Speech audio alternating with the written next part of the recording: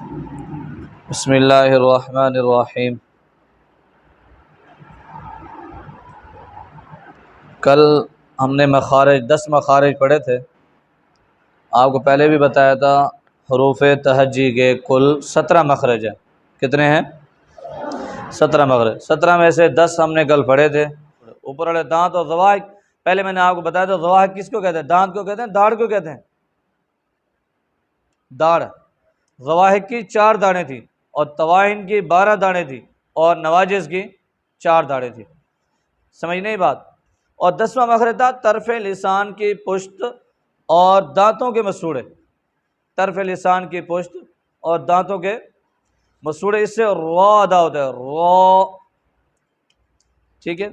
12 مخرج تھا دال اور تا کا، یعنی کہ زبان کی نوک اور ثنایا علیہ کی جڑ۔ ثنایا علیہ میں نے آپ کو دانتوں کا نام بتایا تھا، ثنایا علیہ اوپر والے دانت۔ ٹھیک ہے، اوپر والے 2 دانتوں کو ثنایا علیہ کہتے ہیں، نیچے والے 2 دانتوں کو ثنایا سفلی کہتے ہیں۔ یعنی کہ زبان کی نوک، یہ جو زبان ہے ہمارے، اس کا آخری حصہ نوک ثنایا علیہ، یعنی کہ اوپر والے 2 دانتوں کی جڑوں میں لگے گی، تو اس سے کیا ادا ہوتا؟ دال اور تا۔ آپ ادا کریں، آپ کو پتہ چلے گا، ویسے وہاں سے ادا ہو رہے ہیں۔ ٹھیک ہے جی۔ 13واں مخرج ہے ذال اور سا کا، غ، ذال اور سا۔ زبان کی نوک اور ثنایا علیہ کا کنارہ۔ زبان کی نوک وہی ہے، یہ قریب، یعنی کہ تا اور دال اور تا کا مخرج بھی یہی، یعنی کہ زبان کا کنارہ تھا اور ثنایا علیہ کا کیا تھے جی؟ جڑ تھی۔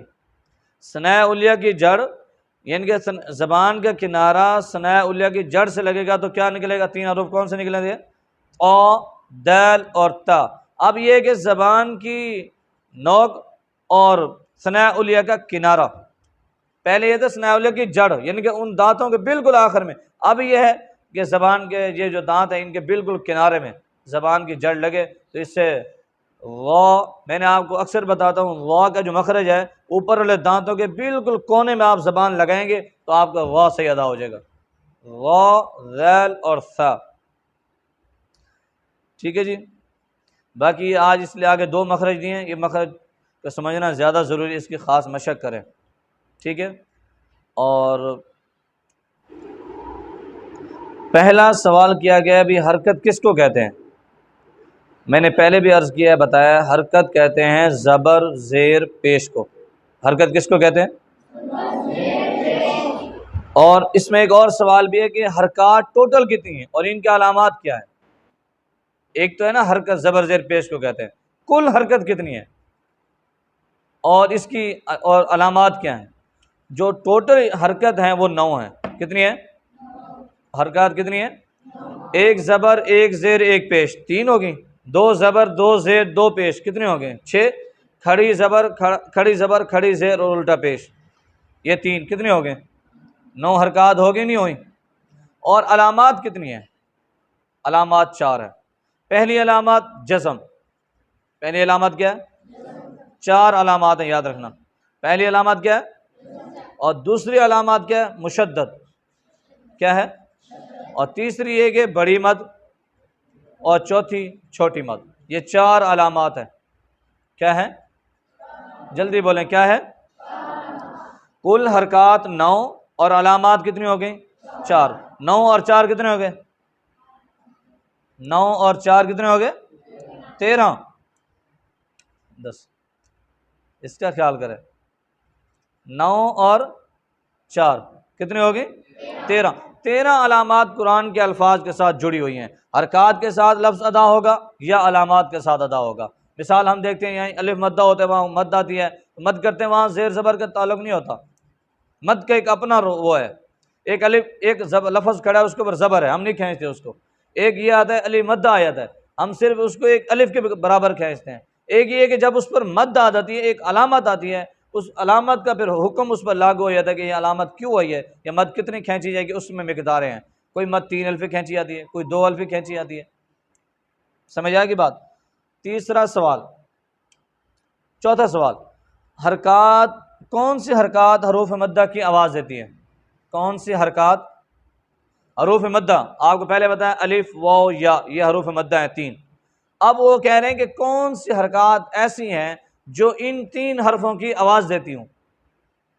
مثال کے طور پر ایک لفظ ہے زبر، اگر اس کا الف مدہ آتا ہے تو وہ اس کے ساتھ زبر کے ساتھ آتا ہے نا، با الف زبر با، یہ الف مدہ. اگر با کے اوپر زبر ہو پھر با زبر با، الف مدہ اس کے ساتھ جڑا ہے تو ہم نے اس کو ایک الف کے برابر کھینچا ہے. با پیش بو یہ ایک لفظ ہے. لیکن ہم جب اس کو واو کے ساتھ پڑھتے ہیں، واو ساکن ہو، اس سے پہلے حرف پیش ہو، جیسے با واو پیش بو، ایک الف کے برابر کھینچا ہے، یہ بھی حروف مدہ ہے. ایسے یا زیر یی، سمجھ نہیں آئی؟ اگر یہ تو ہو گئے نا خود حروف مدہ ہیں، اگر ان کے علاوہ زبر کو کھینچیں گے تو یہ بھی مدہ کے برابر اس کے ہم اس کے کیا کہتے ہیں اس کو آواز بن جائے گی. حالانکہ مدہ نہیں ہے، زبر مدہ نہیں ہے نا حروف. اگر کوئی حرف زبر والے کو ہم کھینچتے ہیں وہ مدہ کے مشابہ ہو جائے گا، پیش والوں کو کھینچتے ہیں، زیر کو زیادہ کھینچتے ہیں. مثال لفظ ہے با زبر با، ٹھیک ہے، ہم اس کو کھینچتے ہیں با زبر با، یہ غلط ہو گیا. یہ ہم نے اس کو مشابہ کر دیا کس کے؟ حروف مدہ کے. حالانکہ ایک تو یہ ہے نا بھی با کے آگے الف ہو، وہ تو خود مدہ آ رہا ہے نا، کھینچیں گے. ایک یہ ہے کہ صرف زبر کھڑی ہے با زبر با، لیکن ہم اس کو کھینچتے ہیں جی با زبر با، با زیر بی، با پیش بو. اب ایسے زبر زیر پیش کو کھینچنے سے یہ اس کی کس کے مشابہ ہو جائیں گے؟ کس کے مشابہ ہو جائیں گے؟ حروف مدہ کے. شاباش. پانچواں سوال ہے تنوین کس کو کہتے ہیں؟ تنوین کہتے ہیں دو زبر دو زیر دو پیش کو. تنوین کس کو کہتے ہیں؟ اس میں ایک اور چیز آپ کو بتا دوں، تنوین کے بھی دو قسمیں ہیں. نون کی دو قسمیں، ایک نون تنوین ہوتا ہے، ایک نون ساکن ہوتا ہے. نون ساکن وہ ہوتا ہے جو عام لکھا جاتا ہے، جیسے ہم لکھتے ہیں لفظ آتا ہے انعمت، حمزہ نون زبر ان، نون لکھا کھڑا ہے نا، لیکن نون کے اوپر جزم ہے، حمزہ نون زبر ان، اس کو نون ساکن کہتے ہیں. ساکن کی تعریف میں نے آپ کو اس سے پہلے بتائی تھی کہ ساکن کہتے ہیں جزم والے حرف کو، جس کے اوپر جزم ہوتی ہے. اب نون ساکن وہ ہوا جو نون کے اوپر جزم ہو، وہ کسی پیچھے والا حرف کے ساتھ مل رہا ہو، وہ لکھا بھی جاتا ہے انعمت. اور نون تنوین بھی نون ہوتا ہے لیکن وہ لکھا نہیں جاتا، اس کی علامات لکھی جاتی ہیں. اس کی علامات یہ ہیں دو زبر دو زیر دو پیش. والعادیات ضبحا فالموریات قدحا، والعادیات ضبحا، یہاں پر جو دو زبریں آ رہی ہیں یہ تنوین کے مشابہ ہیں. تنوین کے یہ بھی نون ہے، لیکن یہ پھر اس میں دو چیزیں، یہ کہ نون ساکن جو ہے یہ آخر میں بھی آتا ہے، درمیان میں بھی آتا ہے، صحیح ہے. لیکن یہ جو نون تنوین ہے یہ ہمیشہ آخر میں آتا ہے، درمیان میں آ نہیں سکتا. دو زبریں آتی ہیں درمیان میں، ایک ہمیشہ یہ آخر میں آئیں گی. پھر اس میں ایک اور بھی چیز یہ ہے کہ جب ہم اس پر وقف کریں گے یہ نون تنوین ختم ہو جائے گا. اگر ہم ملا کر پڑھیں گے تو پھر تو نون تنوین پڑھا جائے گا. اگر ہم علیحدہ پڑھیں گے وقف کرتے ہیں، جیسے ابھی میں نے پڑھا والعادیات ضبحا، اگر ہم یہاں وقف کرتے ہیں تو پڑھا جائے گا والعادیات ضبحا، دو زبریں ختم، تنوین ختم ہوگی.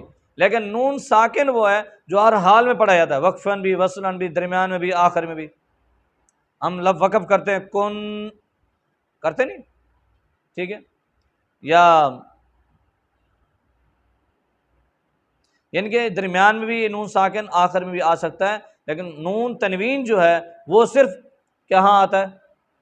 آخر میں آتا ہے، لیکن پڑھا تب جاتا ہے جب وہ کسی حرف کے ساتھ ملا کے پڑھا جائے. اس کے علاوہ یعنی کہ اس کو یوں کہ وصلاً تو پڑھا جاتا ہے، وقفاً نہیں پڑھا جاتا. ٹھیک، آگے نون تنوین اور نون قطنی میں ہم فرق مثال واضح کریں. میں نے آپ کو پہلے بتایا نون تنوین اسی کو کہتے ہیں دو زبر دو زیر پیش کو. نون قطنی جو ہے یہ جس کے حرف کے آخر میں دو زیریں لگی ہوتی ہیں، ایک تنوین ہوتی ہیں. اگر ہم درمیان میں الف اس کو گرائیں اگلے حرف کے ساتھ ملانے کے لیے تو ان دو زیروں کے بجائے ایک زیر دیتے ہیں اور دوسری زیر کی جگہ نون لگا دیتے ہیں. مثال آپ نے پہلے سورۃ ہمزہ میں دیکھا ہوگا وَيْلٌ لِّكُلِّ هُمَزَةٍ لُمَزَةٍ، اس کے آخر میں چھوٹی نون لکھی ہوئی ہے. اصل میں یہ لفظ یہ تھا لُمَزَةٍ، وَيْلٌ لِّكُلِّ هُمَزَةٍ، لیکن آگے اس کو الذی کے ساتھ جب ملایا، لام کو اس کو گرایا الف کو، تو اس کے ساتھ ہم نے نون کو ملایا وَيْلٌ لِّكُلِّ هُمَزَةٍ لُمَزَةٍ الذی، ورنہ تلذی پڑھتے، کیوں نہیں پڑھا تلذی؟ نون لکھا ہے نا، آپ نے دیکھا ہوگا اس طرح 5-6 جگہوں پر ایسا ہے قرآن میں جہاں نون چھوٹا لکھا جاتا ہے، جہاں حرف کے آخر میں، یہ صرفی قاعدہ ہے، آپ آگے جا کر جب پڑھیں گے پھر اس کو آپ کو سمجھ آئے گا اس کا۔ جی، حروف مدہ اور حروف لین میں کیا فرق ہے؟ حروف مدہ اور حروف لین، حروف مدہ میں نے آپ کو بتایا 3 ہیں، حروف مدہ کتنے ہیں؟ الف واو یا، اور حروف لین کتنے ہیں؟ 2 ہیں۔ حروف لین کتنے ہیں؟ واو اور یا۔ حروف مدہ کی مثال میں نے آپ کو دی تھی کہ الف ساکن ہے، اس سے پہلے حرف پر زبر ہو، واو ساکن ہو، اس سے پہلے حرف پر پیش ہو، یا ساکن ہو، اس سے پہلے حرف پر زیر ہو۔ یہ تو حروف مدہ کی مثالیں ہیں۔ اور حروف جو لین ہیں وہ 2 تھے، واو اور یا۔ واو ساکن ہو، اس سے پہلے حرف پر زبر ہو، جیسے تا واو زبر تاؤ۔ یا ساکن ہو، اس سے پہلے حرف پر زبر ہو، جیسے تا یا زبر تئی، تاؤ تئی۔ حروف مدہ کتنے ہیں؟ 3، اور حروف لین کتنے ہیں؟ 2، لیکن ان دونوں کی مقدار ایک ہے، جتنا حروف مدہ کو کھینچنا ہے اتنا ہی حروف لین کو کھینچنا ہے۔ سمجھ نہیں آئی؟ جی، حمزہ اور الف کے پہچان۔ الف جو ہے وہ ہمیشہ خالی ہوتا ہے، اس کے اوپر زبر زیر نہیں ہوتی، آسانی سے پڑھا جاتا ہے۔ حمزہ جو ہوتا ہے وہ جھٹکے کے ساتھ پڑھا جاتا ہے۔ الف لکھا ہے، اگر اس کے اوپر ہم نے کوئی حرکات لگا دی وہ حمزہ میں تبدیل ہو جائے گا، ٹھیک ہے۔ حمزہ درمیان میں پڑھا جاتا ہے، شروع میں پڑھا جاتا ہے، آخر میں پڑھا جاتا ہے، لیکن یہ جو ہے کیا نام ہے اس کا،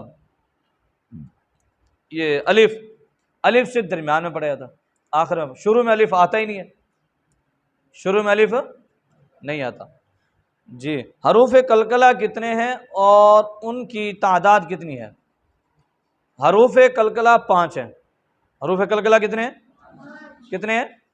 اتوب جدن، آف، آ، با، جیم، دال۔ پورے قرآن میں یہ 5 حروف ہیں جو ہلا کر پڑھے جاتے ہیں، یعنی کہ ان کا قلقلہ، قلقلے کا معنی ہوتا ہے آواز کا ٹکراؤ، یعنی کہ ایک دفعہ آواز آپ کی جائے ٹکر کے پھر واپس ہے۔ مثال حمزہ اوف زبر او، حمزہ او زبر ات او، حمزہ دال زبر اد، حمزہ جیم زبر اج۔ سمجھ آئی؟ پورے قرآن میں کتنے حروف ہیں قلقلہ کے؟ جلدی جلدی بولیں کتنے ہیں، اور ان کا مجموعہ کیا ہے؟ اتوبو، اتوبو جدین، اتوبو، ٹھیک ہے۔ کن حروف کی ادائیگی میں سیٹی کی آواز پائی جاتی ہے؟ پہلے بھی میں نے آپ کو بتایا سیٹی والے حروف پورے قرآن میں 3 ہیں۔ کتنے ہیں؟ حروف دھجی میں سے کتنے 3 حروف ہیں؟ کون کون سے؟ ز، سین، صاد۔ سین اور زا یہ سیٹی کے ساتھ بھی ہیں اور آواز میں سختی پائی جاتی ہے۔ صاد جو ہے یہ سیٹی بھی ہے لیکن آواز اس میں کیا موٹا ہی ہو جاتی ہے، آواز کی آواز موٹی ہو جاتی ہے۔ صاد خود موٹا جو ہے نا، زا اور سین تو وہ ہیں، کیا کہتے ہیں، ان کے پتلے حروف ہیں۔ زا اور سین تو پتلے حروف ہیں نا، صاد موٹے میں سے، اس لیے اس کی آواز بھی منہ بھر کے نکلتی ہے۔ سیٹی والے حروف کتنے ہو گئے؟ جلدی لے بولے، حروف کتنے ہو گئے سیٹی والے؟ 3، زا، سین اور صاد، یہ سیٹی والے حروف ہیں 29 حرفوں میں سے۔ جی، حروف مستعلیہ کی تعداد، مجموعہ اور اقسام بیان کریں۔ ٹھیک ہے، حروف مستعلیہ کو بتا دوں ٹوٹل جو ہیں وہ کتنے ہیں؟ موٹے حروف ٹوٹل 10 ہیں، 29 حرفوں میں سے 10 حروف ایسے ہیں جو موٹے ہیں۔ کتنے ہیں؟ 8 تو آپ نے پڑھے تھے، نورانی کہتے میں نے آپ کو بتایا تھا، لیکن لام اور حروف 10 ہیں۔ 7 حروف جو ایسے ہیں جو بالکل موٹے ہیں، اور 3 حروف ایسے ہیں جو کبھی موٹے ہوتے ہیں اور کبھی باریک ہوتے ہیں۔ وہ 3 حروف ہیں الف، لام اور را۔ الف، لام اور را، یہ کبھی موٹے ہوتے ہیں کبھی باریک ہوتے ہیں۔ موٹے کب ہوتے ہیں باریک کب ہوتے ہیں یہ میں آپ کو بتا دیتا ہوں۔ 7 حروف تو مستعلیہ ہو گئے جو خوب موٹے ہوتے ہیں، اور ان پر زبر ہو، زیر ہو، پیش ہو، وہ تو ہر حال میں موٹے ہوں گے۔ جو الف ہے اور جو لام ہے اور را، اگر الف سے پہلے اگر کوئی موٹا حرف آ جاتا ہے زبر والا، الف موٹا ہوگا، جیسے اوف، الف زبر او، الف موٹا ہوا نہیں ہوا؟ یہ الف جو موٹا ہو رہا ہے کاف کی وجہ سے ہو رہا ہے، ان کے الف سے پہلے والے حرف پر زبر ہو اور موٹا حروف، ٹھیک ہے۔ اور دوسری مثال کس کی تھی؟ لام کی. اگر لفظ اللہ یا اللہم کے لام سے پہلے والے حرف پر زبر ہو تو لفظ موٹا ہوتا ہے. ٹھیک ہے،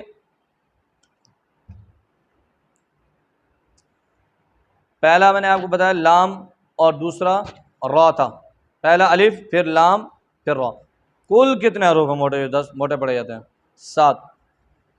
ویسے 10 ہیں، 7 وہ ہیں جو ہر وقت موٹے پڑے جاتے ہیں. 3 اپنی حالت بدلتے ہیں، اگر ان پر زبر ہوگا تو موٹے ہوں، زیر ہوگی تو وہ باریک پڑے جائیں گے.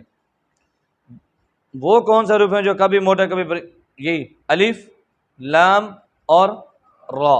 یہ زبر اور پیش کی حالت میں موٹے پڑے جائیں گے اور زیر کی حالت میں باریک پڑے جائیں گے.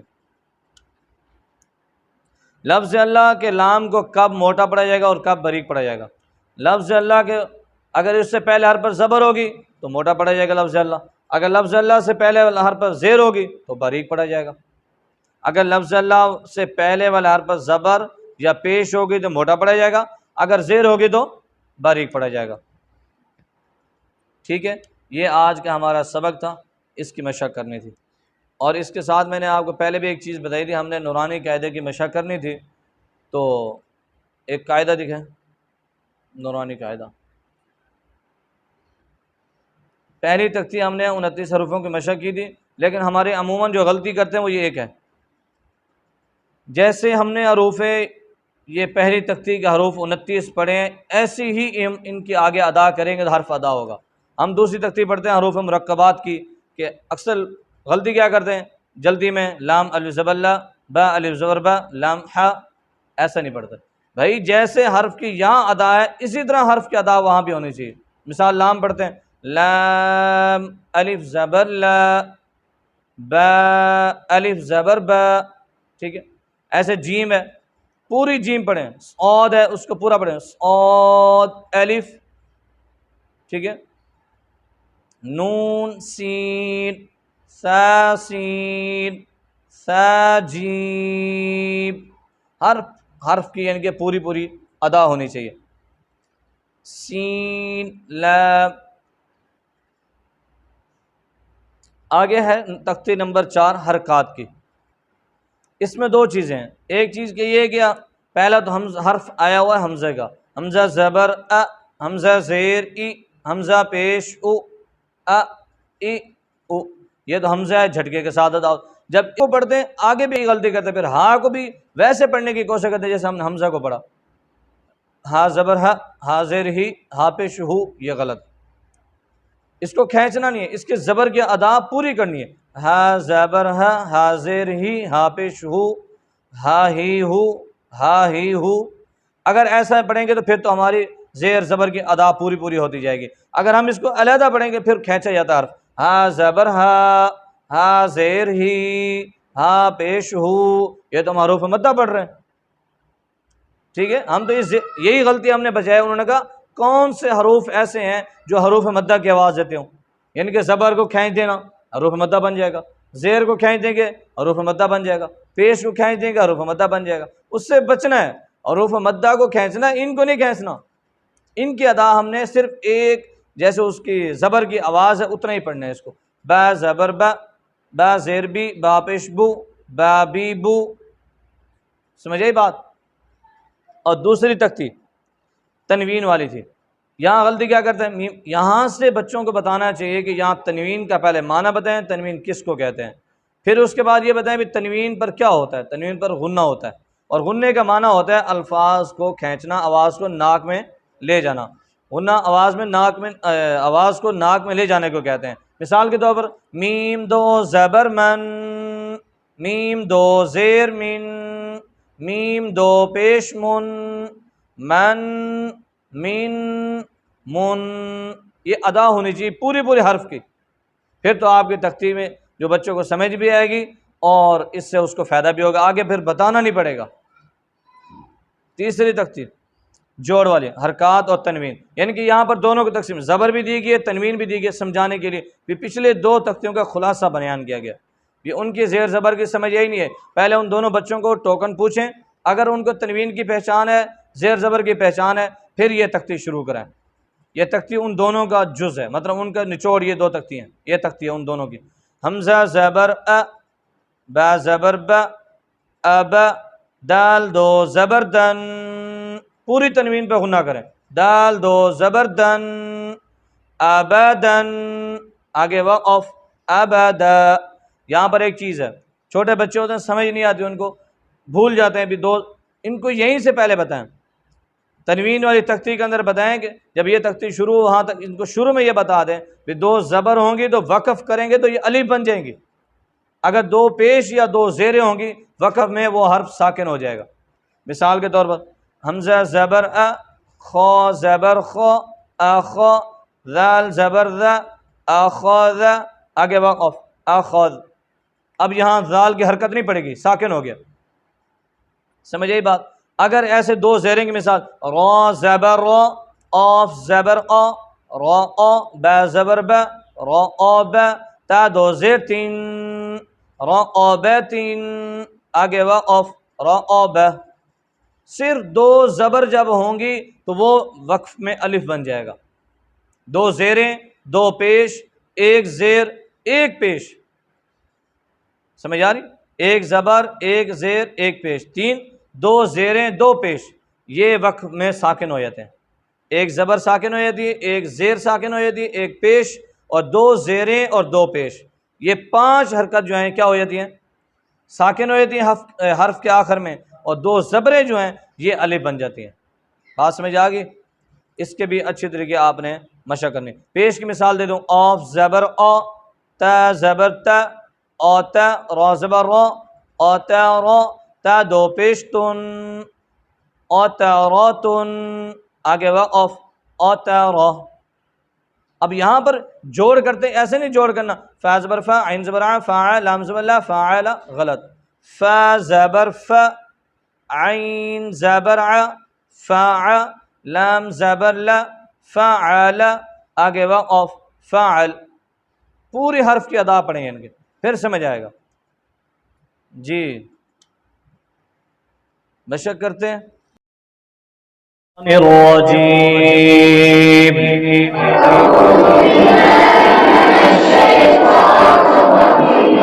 بسم اللہ الرحمن الرحیم،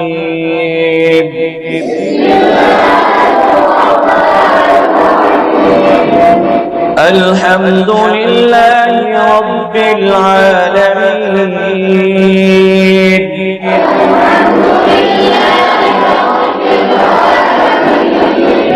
الرحمن الرحیم، مالک یوم الدین،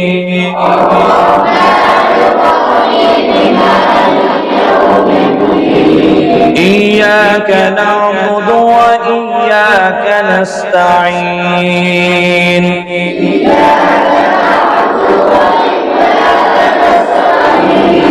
اهدنا الصراط المستقيم، صراط الذين أنعمت عليهم،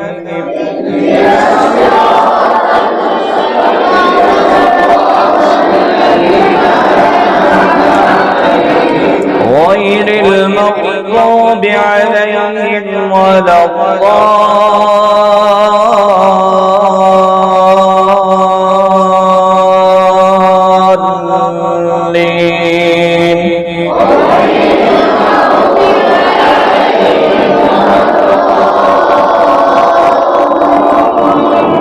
سورة الناس مكية، بسم الله الرحمن الرحيم،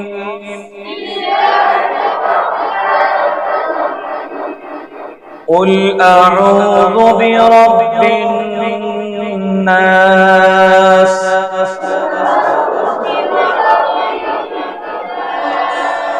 ملك الناس، إله الناس،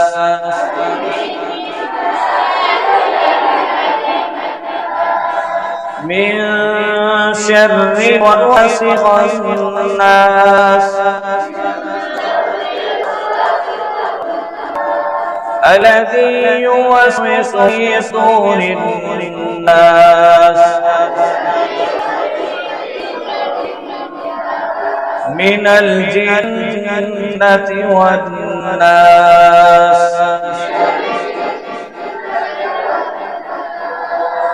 سورة الفلق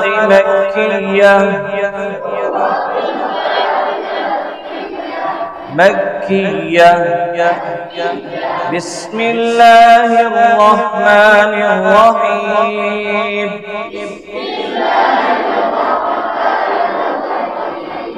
قل أعوذ برب الفلق من شر ما خلق ومن شر غاسق إذا وقب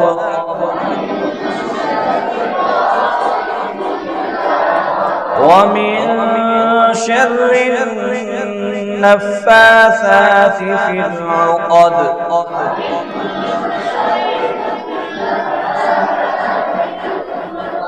ومن شر حاسد إذا حسد.